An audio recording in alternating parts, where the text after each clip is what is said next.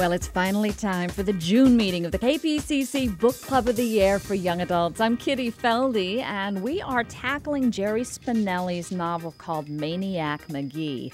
And I am joined by a trio of 7th graders from Arroyo Seco, Alejandra Cortez, Jason Walker, and Cynthia Sabeda. Thanks, you guys, for joining us. You're welcome. Hey, I understand you're also not just students at Arroyo Seco, but you are also involved in the Docent training program at Southwest Museum. What's that all about, Alejandra? It's like about, we had to go to the museum, the Southwest Museum, and right there they trained us to become docents, and they taught us all about the California Indians. And in 8th grade, we're going to give tours around the museum to little kids from other elementaries. How fun! You nervous about talking to little kids in front of a group? Not really, because we really practice how to present in front of people. Well, and perhaps that'll hold you in good stead this afternoon as we tackle Maniac, Mcgee. Jason, we're going to call on you to tell us a little bit about the book. Okay, Maniac, Mcgee is a book about a kid named Jeffrey Mcgee, and he does a lot of, amazing stuff. And like what? Like he catches a football from a high schooler, he intercepts it, and he bats a ball from one of the baddest pitchers, and he jumps into a backyard of some crazy guy that nobody likes. Whose name is what? Finsterwald. Finsterwald, that's right. And he changes the society of racism and the nasty thoughts towards other people about their skin color. And we'll talk about how he does that a little bit later on. Cynthia, tell us about Maniac Mcgee. What kind of a guy is he? Maniac Mcgee is just he has a lot of different opinions about everything he's around. He doesn't really understand racism. He just thinks everybody's like everybody. When everybody says they divided whites and blacks, he'll just be like, well, you're not completely white, you're not completely black. He'll come up with all these different colors. And he says that the only part that's white of you that each one has the same is their eyeballs. Mm. Now, he doesn't have a normal mother and father. No, his mother and father died on a trolley over a bridge. And so how's he been living his life? He went to go live with his aunt and uncle when he was 3 years old, and they always fought. So one day he was doing a play at school, and he ended up screaming on the stage because they were always fighting, and they were fighting in the theater. And so he ran away, and he got back to his community when he was 12, and he learned that it had split up into blacks and whites. And Jason, he had lived in sort of unusual places along the way. Yeah. He lived in both black and white community with nice people that he met, both black and white. And he didn't know why they were racist against each other because both sides were nice, and they didn't seem like they're doing any harm and stuff. Let's hear just a little bit from the book. And this is a snippet from Maniac Mcgee that is read by a wonderful actor. This is a man who took Broadway by storm with his beautiful voice, John Raitt. But we're asking him to use that voice to read just a little bit from Maniac Mcgee. They say that Maniac Mcgee was born in a dump. They say his stomach was a cereal box and his heart a sofa spring. They say he kept an 8-inch cockroach on a leash and that rats stood guard over him while he slept. They say if you knew he was coming and you sprinkled salt on the ground and he ran over it, within 2 or 3 blocks he would be as slow as everybody else, they say. What's true? What's myth? It's hard to know. Fisherwald's gone now, yet even today you'll never find a kid sitting on the steps where he once lived. The Little League field is still there, and the band shell. Cobbler's Corner still stands at the corner of Hector and Birch. If you ask the man behind the counter, he'll take the clump of string out of a drawer and let you see it. Grade school girls in 2 mills still jump rope and chant, "Maniac, maniac, he's so cool. Maniac, maniac, don't go to school. Runs all night, runs all right. Maniac, maniac, kiss the bull." Sometimes the girl holding one end of the rope is from the west side of Hector, and the girl on the other end is from east side. And if you're looking for Maniac Mcgee's legacy or monument, that's as good as any, even if it wasn't really a bull. Oh, but that's okay, because the history of a kid is 1 part fact, 2 parts legend, and 3 parts snowball. And if you want to know what it was like back when Maniac Mcgee roamed these parts, well, just run your hand under your movie seat. Be very, very careful not to let the facts get mixed up with the truth. And that is John Raitt reading from the very first chapter of Maniac Mcgee. This whole idea about fact and fiction and myth, did this remind you of anything else you've ever read, Alejandra? I don't think so. But, like, I think it means, like, it's like telling, like, some things that it's so, like, racism is true in this world. But Maniac, he's like a fictional character, but he is really changing the society in life, real life. And did you identify with him? Is he a character that you felt something for? Yeah, because he was like not brave. He was brave. He stood up to people that he didn't even know. I'm going to give out our phone number to invite other listeners to call in. If you've read Maniac Mcgee, or if you haven't and you want to ask a question of our panel, our phone number is 1-866-893-5722, 866-893-KPCC. And I guess if you've read the book, I'd like to know what your favorite scene was, or what was the thing about the book that either bothered you or that you liked the best. 866-893-5722. Jason, do you think this book is as important now as when it was written? Does it talk about things that make sense to you today? Yeah, because even though, like, before there's still racism, even today, kids are, like, racist, and even adults. Tell me how. How do you see it today? Like, name calling is, like, still the same, and skin color, and, like, you judge people by their color and stuff. You're nodding over there, Cynthia. So you're seeing the same thing. How is this relevant? I mean, how are you seeing racism today in your life? They'll be picking on certain groups of kids, or if they're alone, they'll saying like, "Oh, you're alone because you're this color," or some people will be just playing a game and they'll be like, "Oh, Latinos over here and blacks over here." Are there still separations? Do Latino kids sit with Latino kids, and black kids sit with black kids, and white kids sit with white kids, and Asian kids sit with Asian kids? Not really, not anymore. At least not at our school. Mm-hmm. I haven't seen that at our school. What about you, Alejandra? Yeah, like they separate us like in social groups, like people who get good grades, people that get bad grades. So there actually is some segregation, but it's for different reasons. So if you're a kid that doesn't do very well in school, you're pretty much made to feel stupid? Yeah, they remind you that. Cynthia says no. No, because I don't get bad grades, but I don't get great grades, and I hang around with a lot of different people. Mm-hmm. Like I talk to Alejandra who gets good grades, and then I hang around with people who get fails. I really don't judge people for that, but there is separations. How much of this can be fought? I mean, Jason, you talk about what Maniac Mcgee did. What can kids do today? Well, they could tell them not to say bad things about other people, and they don't really know them that much to talk about them and their backgrounds. Let's talk a little bit about the style of the book, because, we talked a little bit about it being this myth. And sometimes there's a style in writing that they call magical realism, when you tell a story and suddenly it becomes larger than life. You're nodding your head. You know about this, Alejandra. Yeah. It's a very big style, especially in Latino literature. This has a little bit of that. I wonder how much of this really happened and how much of this was the myth-making. How much should we believe as readers of what Jerry Spinell tells us about Maniac Mcgee, if he were a real person? Jason? I think you can believe all of it. Cynthia? I think you can believe all of it. You think you can believe all of it? Why? Yeah, me too. Because he made it so realistic about how kids talk and how they act with other people, and that could happen in real life. So you thought the dialogue was really, really very realistic. He captured the way the kids really talk. Yeah, he did. And what about you, Alejandra? Does it cross the line for you between reality and fiction? Yeah, because he's very descriptive with the characters, how they act, how they interact with other people, describing them, their personality toward Maniac Mcgee. Let's see here. We're going to, what are we doing? They're putting me there. Oh, we're going to go to the phones. 866-893-5722. Oh, 866-893-KPCC. This is one of those things you get to say in radio. This just in. I love to say that. All right, let's go to the phone. Isn't that great? All right, let's go out to Irvine, and Jennifer is with us. Hi, Jennifer. Hi. Have you read the book? Yep. You did read the book. Did you like it?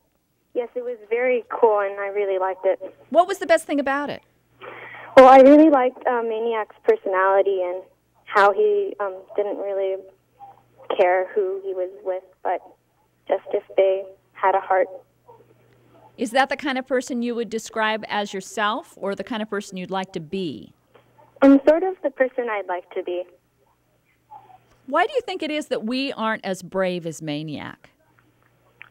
Well, I'm really not sure, but I guess it's sort of because everybody likes to do certain things, and they have all different personalities. What do you think, Cynthia? Why aren't we quite as brave as Maniac Mcgee? Because we've all been brought up different ways, and we were led to believe what we're told. As humans, we're led to believe what we're told. So if you're told, like, don't like this person because of something, we end up believing it. And Maniac Mcgee, he didn't believe it. He wanted to find out for himself. Jason? And like when we grow up, we're used to name calling and stuff. But Maniac, he never grew up with name calling or racism. So he didn't know any better. Yeah. And Alejandra? Yeah, and also, like, people are shy to express their feelings toward other people. They're, like, shy that they're going to make fun of, like, the same reason, like, they're going to make fun of them or call them names or something. Jennifer, thanks so much. I appreciate your call. Okay. Bye-bye. Jennifer calling us from Irvine, and you can call us as well. 866-893-5722, 866-893-KPCC. What was the funniest thing in the book? Because there's a lot of humor in this book, I think, as well. Alejandra, you're laughing just remembering one of the favorite parts. What was it? The cobble's knot. It was when they found the knot, like, in this corner in the store. And Amanda Beale, one of the important characters of the story, she's black, and she thinks that they're treating Maniac unfair because he's white and he's in the east side, which is the black side. And she tells him to untie Cobble's knot, which is very important so he can become famous, because after time, the knot was so special that nobody could untie it. So they decided to make a prize, a year of pizza at Cobble's Corner. And so Maniac untied it because he was very good at untying little kids' shoes and yo-yos in their knots and everything. And he unties it. He takes a nap, like he does first this. He takes off the crust first, and then he unties it, and he becomes famous in a way. What was your funniest scene that you can remember? I think that was the part. Cynthia? I think that was Same the thing. part. Cobble's knot. Jason, what was your favorite part? My favorite part was when Maniac started to learn how to trash talk, and he kept like trash talking to Amanda's mom, which he lived with, and he kept like trash talking to her, and she smacked him, and so like he knew not to trash talk anymore. Now, what does that tell us about us, that we think the funniest scene is when the mom smacks one of the kids for trash talking? Cynthia? It's just funny because, nobody wants to hear trash talking, especially mothers.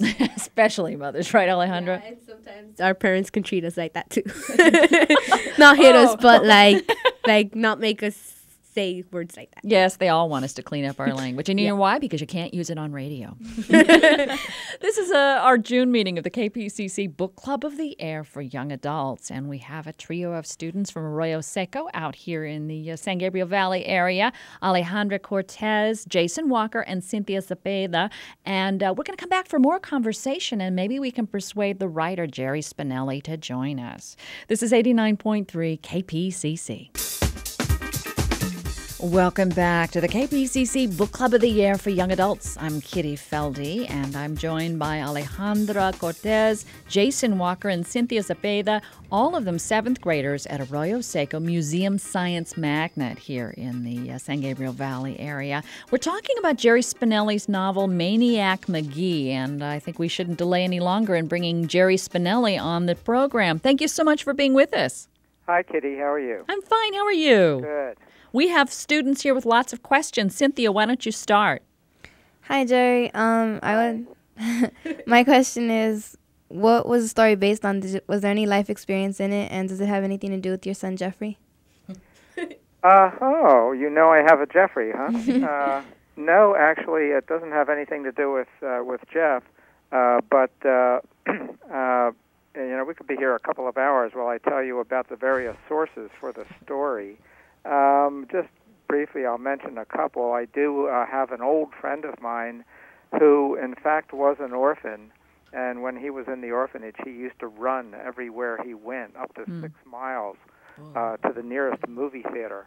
So that's where I got the idea of a kid who runs everywhere he goes.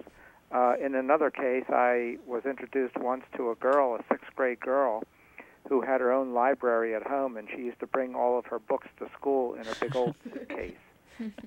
And if you remember back to the opening scene to where Maniac meets up with Amanda Beale, you know then where Amanda Beale comes from. The book is kind of a patchwork of imagination and memories such as that. Jason, your question. Hi, Jerry. This is Jason. Yeah. I just wanted to know what inspired you to write this book.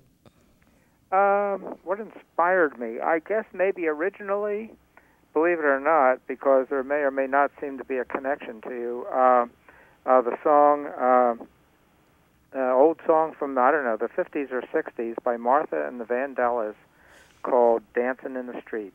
Oh, yeah, the 60s. Yeah, There must be that. dancing. Yeah. And that is as much as any other single thing, I think, was a little spark that got things started. I thought it was Maniac. Alejandro, what's your question? You organized the book in a special way, like you described the ending at the beginning and the story like after the introduction. Why did you do that? I don't know, just to be different, I guess. I just kind of liked that's what came to me first. I wasn't even thinking about the book, and that first sentence literally came out of the air to me, kind of like what you hear the muse, you know. They say Maniac Mcgee was born in a dump, and there it was, hanging in the air, and I wrote it down on paper and went from there and wrote that first chapter out, and that's the way the book seemed to want to start itself, and so I just went along with the program. We have some callers who want to talk to you, Jerry Spinell. Tanya's with us in Pasadena. Hi, Tanya. Hi. So you have a question for Jerry Spinelli? Yes. Go ahead. Hi, Jerry. My name's Tanya, and I'm also part of the Radio Psycho Museum Science School Magnet School. Yeah. And I wanted to ask you, what happened to Aunt Dot and Uncle Dan? Weren't they worried about Maniac leaving the house and things like that? Well, yes, I think you can assume that they were, but my story was focusing on Maniac, and so I simply followed him away from there. And I don't know if I made this clear in the book, but where he winds up in 2 Mills was some 300 miles away from Hollidaysburg, where his aunt and uncle lived. And so they simply lost track of him. You can assume that they were looking for him, and that they made an attempt, but he was long gone by then and hundreds of miles away, and so they simply never had any idea where he went.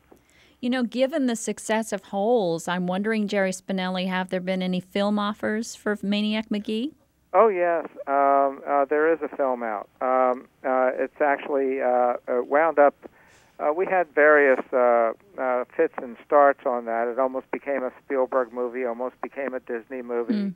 It finally wound up becoming a Nickelodeon movie and debuted this past February on Nickelodeon. Oh, and you guys have seen it. Alejandro's nodding. Yeah, I saw it. It was Maniac Mcgee. But I was wondering, why did they cut off Grayson so badly?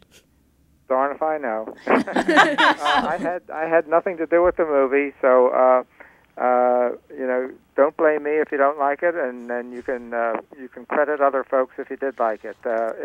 It is somewhat different from the book, but that was the movie maker's interpretation of the story. Jerry Spinelli, is there a sequel to Maniac Mcgee? No, Kitty.